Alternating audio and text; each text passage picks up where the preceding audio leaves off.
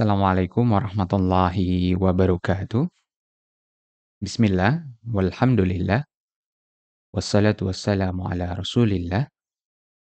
Alhamdulillahirabbil alamin, kita bisa bertemu kembali dalam mata kuliah perencanaan landfill dalam kuliah yang ke-10.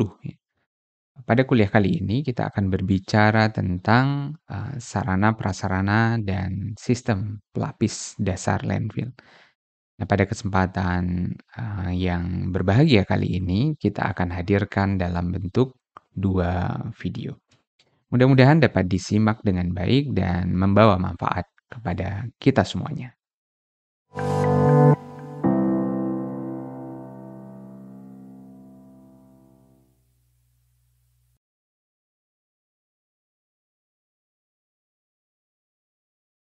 Kita masuk ke dalam bagian yang pertama, yaitu video yang pertama. Kita akan berbicara terkait dengan sarana prasarana yang harus dimiliki oleh sebuah landfill atau sebuah TPA. Ini adalah urutan ya, berbagai macam sarana yang diharapkan dapat dimiliki oleh sebuah landfill. Yang pertama adalah papan nama ya, untuk menandakan landfill tersebut itu adalah sebuah landfill, kira-kira begitu.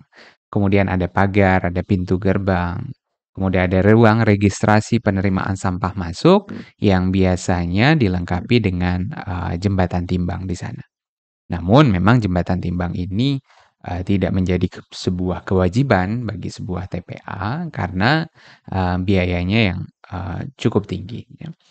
Harapannya semua TPA, terlebih TPA-TPA yang berlabel sanitary landfill dapat dilengkapi dengan jembatan timbang di sana.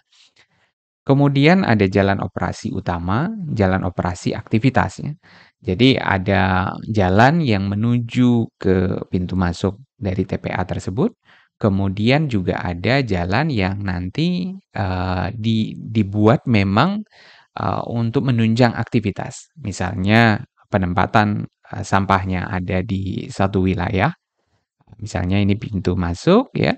Ada satu tempat di sini, berarti akan ada jalan yang akan menuju ke sini ya. Nanti suatu saat di area di sini sudah full gitu ya. Kemudian harapannya akan pindah ke area yang lain yang memang sudah direncanakan memang. Kemudian dibuatkan jalan akses lagi untuk dapat menempatkan sampahnya di area dermaga. Katakanlah ini A, kemudian ini B. Kemudian ada kantor administrasi, laboratorium, harapannya juga iya. Ya. Laboratorium harapannya nanti bisa untuk melihat berbagai macam karakteristik dari sampah tersebut, kadar air, kadar abu, kalor, dan seterusnya. Kemudian juga harapannya laboratorium ini dapat juga memeriksa kualitas dari lindi atau licit yang dihasilkan. Namun memang jarang sekali TPA yang dilengkapi oleh laboratorium. Kemudian garasi untuk alat berat, memang seringkali alat berat yang dimiliki oleh TPA ditempatkan di area lahan urupnya ya, saat operasional sudah tidak dilakukan.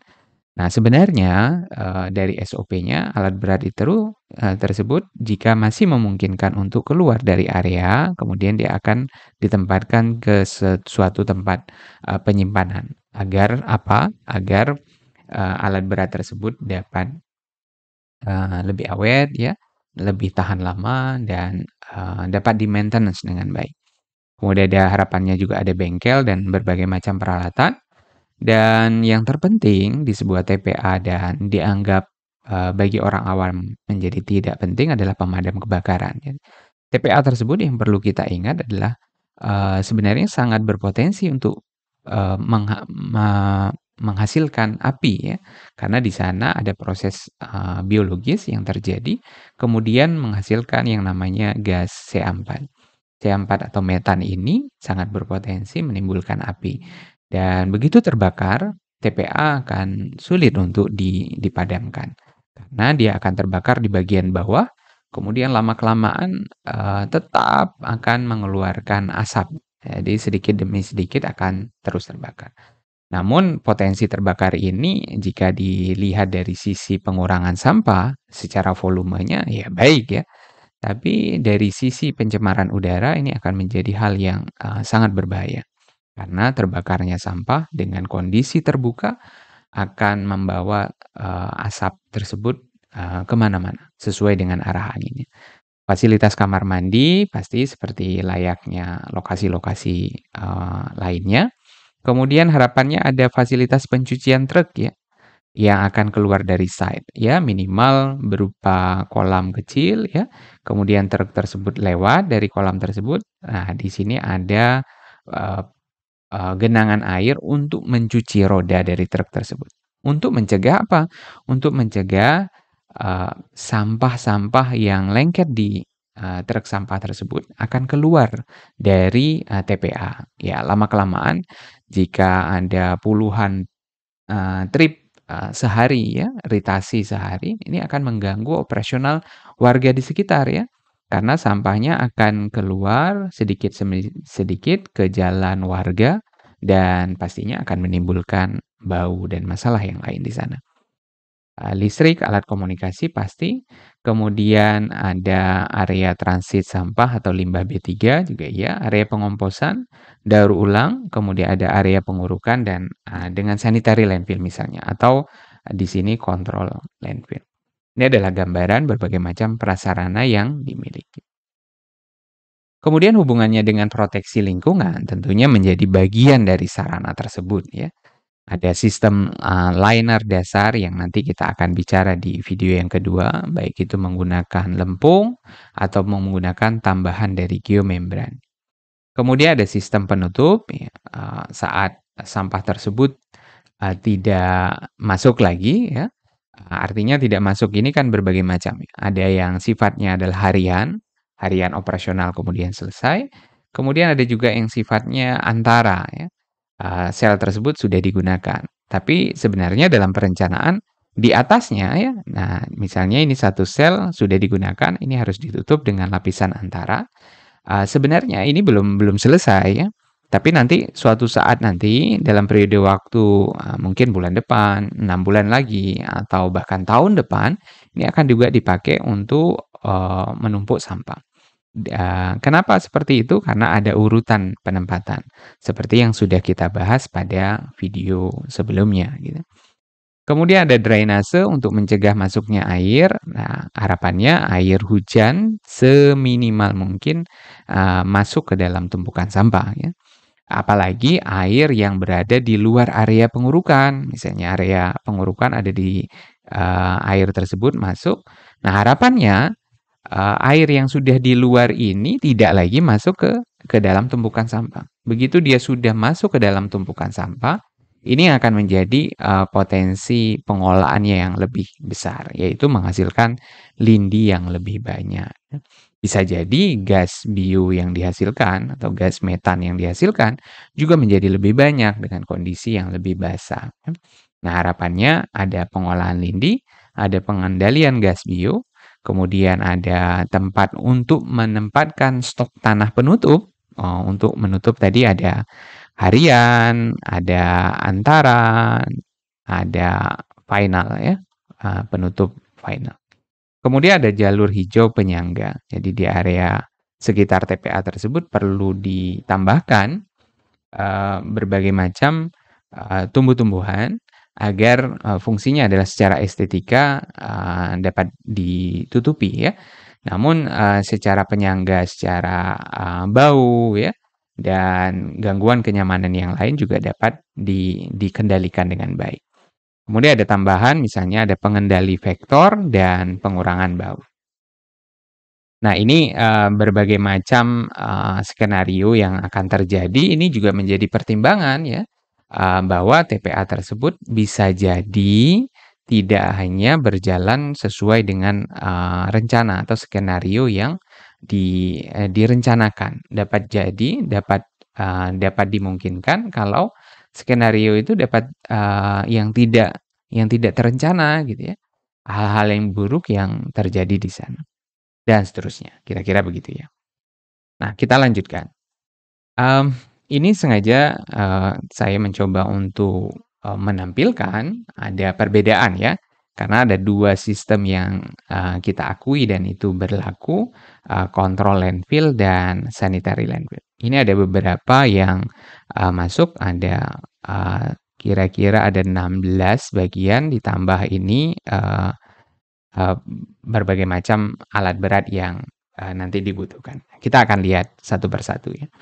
Nah, yang pertama adalah pada saat, kontrol landfill dan sanitary landfill ya, dasar landfill menuju ke suatu titik tertentu. Artinya misal ini menjadi sebuah potongan landfill ya, dia akan, sedikit turun dan menuju ke lokasi tertentu. Nah, lokasi tertentu ini biasanya dipakai untuk IPL, instalasi pengolahan air lindi. Nah, bagaimana dengan dasar, landfill tersebut? Nah, untuk di kontrol landfill disebutkan di sana adalah tanah setempat dipadatkan ya, pada kedalaman tertentu yang sudah diujikan terlebih dahulu pastinya ya. Kemudian liner dasar dengan tanah permeabilitas rendah ya, dipadatkan kemudian, bila perlu digunakan geomembran HDPE. Namun ya kondisi saat ini sebenarnya sangat sulit juga untuk tidak menggunakan geomembran, HDPE ini ya, untuk menjaga, secara keamanan air lindi yang dihasilkan tidak menyebabkan pencemaran yang terjadi di sana.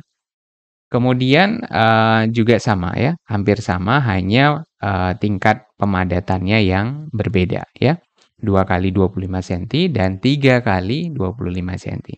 Dan juga diharapkan bisa menggunakan, geomembran.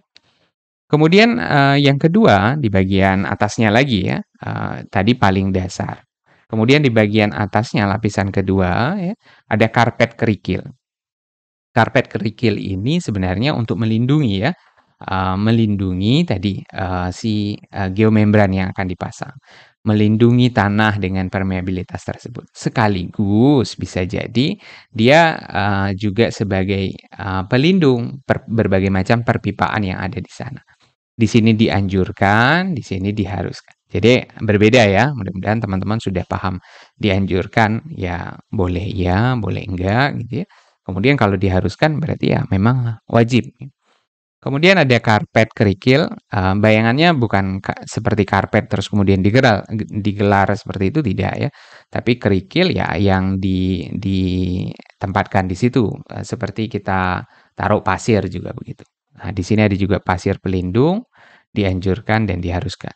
Kemudian ada drainase tanggul keliling, ya sekitar TPA ya, sekitar TPA agar untuk menghindari, air yang dari luar masuk ke dalam TPA dan air dari TPA dapat diselamatkan ya, yang mungkin dia akan terhempas keluar, ya sudah biarkan keluar dan masuk ke sistem, pengolahan air hujan. Jangan dicampur dengan air yang nanti berpotensi jadi air lindi yang nanti akan, tinggal atau diolah di IPL ya.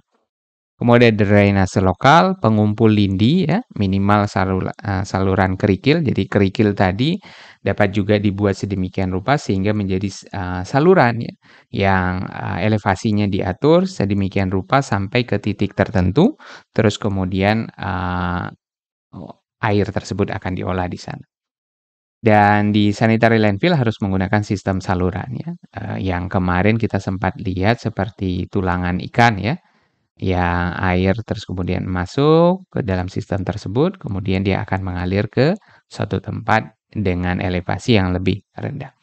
Dan menggunakan pipa perforasi, pipa-pipa yang sudah dibuat sedemikian rupa sehingga air dapat masuk melalui lubang-lubang yang sudah disediakan di pipa tersebut. Kolam penampung lindi, sebelum diolah memang lindi tersebut perlu ditampung. Di dalam bahasan pengolahan air limbah seringkali kita sebut, kolam penampung ini dengan nama bak ekualisasi ya. Karena, normalnya pengolahan lindi di Indonesia banyak menggunakan sistem, pengolahan secara biologis ya. Nah, secara biologis ini akan sangat bergantung kepada, eee, masuknya, jumlah kuantitas masuknya ya. Nah, seperti yang kita ketahui bahwa lindi yang akan dihasilkan nanti di TPA ini kan fluktuatif. Jadi kadang dalam kondisi banyak pada saat hujan, kemudian akan normal kembali dan mungkin di musim kemarau dia akan lebih sedikit dibandingkan dengan kondisi yang lain. Jadi perlu ditampung agar yang masuk ke dalam sistem nanti pengolahan lindinya dapat stabil ya, dapat stabil tidak naik turun. Kemudian ada proses resirkulasi lindi, lindi yang dipakai kembali untuk mempercepat harapannya proses pembusukan yang ada di dalam TPA tersebut. Kemudian pengolahan lindi berbeda juga ya, ada pengolahan kolam-kolam stabilisasi, kemudian ada pengolahan biologis, bila diperlukan adanya pengolahan kimia dan ada aplikasi lahan ya, land treatment di sana. Kemudian untuk memantau lokasi sekitar dibutuhkan juga sumur pantau ya. Minimum 1 unit sumur pantau di hulu dan di hilir berdasarkan arah aliran air tanah. Kok bisa tahu aliran air tanah di sana? Kan di awalnya sudah dilakukan penyelidikan terlebih dahulu gitu ya. Kemana arahnya dan bagaimana polanya. Kemudian kalau di sanitary landfill jumlahnya dari yang minimum adalah 2, kemudian di sini menjadi 4 ya. 1 di hulu, 2 di hilir, dan 1 unit di luar lokasi sesuai dengan arah aliran. Mungkin agak jauh ya, untuk melihat potensi pencemaran sudah terjadi sejauh mana kira-kira begitu. Kemudian selanjutnya adalah ventilasi gas, karena tidak bisa dipungkiri bahwa akan dihasilkan gas yang akan muncul di landfill tersebut. Kemudian perbedaannya adalah minimum dengan kerikil, minimum dengan kerikil horizontal dan vertikal. Kemudian kalau di sini ditambahkan sistem perpipaan ya. Jadi ada pipa tegak yang ke atas kemudian dirilis ke udara. Sebenarnya gas tersebut tidak secara sembarangan dirilis begitu saja, tapi itu adalah pilihan dari berbagai macam mudarat yang lain ya. Jika dia tersimpan di dalam, kemudian dengan tekanan yang tinggi, dapat menyebabkan ledakan gitu ya. Jadi ya menjadi pemasalah juga nanti gitu. Kemudian jalur hijau, jalur penyangga, di sini ada diharuskan. Kemudian kapan ditutup secara rutin saat operasional berakhir. Kalau di sanitary landfill adalah setiap hari, berarti stok tanah penutup harus cukup. Kalau di sini ada minimum 7 hari. Kemudian ada sistem antara final yang kalau ini harian tadi ya, yang setiap hari. Kemudian antara bila tidak digunakan lebih dari 1 bulan. Kemudian juga ada syarat yang lainnya, setiap mencapai ketinggian lapisan adalah 5 meter. Setiap sel yang nanti akan digunakan. Kemudian ada penutup final. Final artinya ya zona tersebut sudah full, tidak digunakan lagi. Tapi kalau nanti misal 5 tahun lagi, 10 tahun lagi akan digunakan berdasarkan kajian berikutnya, berarti ada lapisan final tersebut yang tidak dibongkar. Kemudian ditambahkan sampah berikutnya. Nah, lapisan final ini agak ketat ya. Agak ketat lapisannya, nanti kita akan lihat di materi selanjutnya. Kemudian ada pengendali vektor dan bau, ini diharuskan, memang wajib untuk TPA tersebut. Kemudian berbagai macam alat berat yang wajib juga dimiliki oleh sebuah TPA. Berbagai macam kebutuhannya, ada dozer, loader ya. Nanti di gambar kita akan lihat bedanya bulldozer dan loader. Kemudian ada ekskavator itu apa gitu. Kemudian ada transportasi lokal, artinya di dalam area TPA. Kemudian cadangan bahan bakar ya. Kemudian ada insektisida, kemudian ada peralatan unloading dan manuver. Manuver artinya ya si truk masuk dia tidak harus mundur gitu ya. Mundur sebuah truk akan sangat sulit ya. Berarti kalau memang satu jalur di situ masuk dan di situ keluar, ini ada jalan masuk ya. Kemudian juga di sini adalah jalan keluar di satu jalan yang sama. Berarti di ujung jalan tersebut dibuatlah manuver ya. Sehingga truk tersebut dapat berputar, balik. Jadi tidak maju mundur dia cari, karena butuh waktu ya. Karena waktu ini dalam, sistem pengolahan sampah sangat berharga, agar dia dapat melayani ritasi berikutnya. Kemudian jalan kita sudah bahas tadi, jembatan timbang juga iya, ruang registrasi, pencatatan ya, ini wajib halnya karena ini akan berdasarkan data yang sangat kita butuhkan. Dan laboratorium juga tadi kita sudah bahas. Ini adalah berbagai macam, peralatan alat berat yang dibutuhkan di sana gitu. Bulldozer ya, fungsinya adalah, pengurukan, pemadatan ya. Kemudian well loader fungsinya, fungsinya adalah, perataan dan pengurukan. Kemudian ekskavator ternyata juga beda fungsinya, penggalian, pengurukan. Kemudian ada landfill compactor, pemadatan, timbunan sampah pada lokasi yang datar. Kemudian ada 2 lagi adalah, drag line, ini untuk TPA-TPA yang ukurannya juga cukup besar, biasanya hubungannya dengan, bagaimana penggalian, pengurukan, dan di saat awal pipa ventilasi gas, dipasang. Kemudian ada scraper yang bagian bawah, dia fungsinya untuk meratakan ya. Jadi bisa turun, kemudian nanti akan dibawa tanah yang, sebagai tanah penutup tadi. Nah, mudah-mudahan, materi, kira-kira 20-an menit ini dapat dipahami dengan baik dan, tidak lupa nanti untuk melihat materi yang kedua.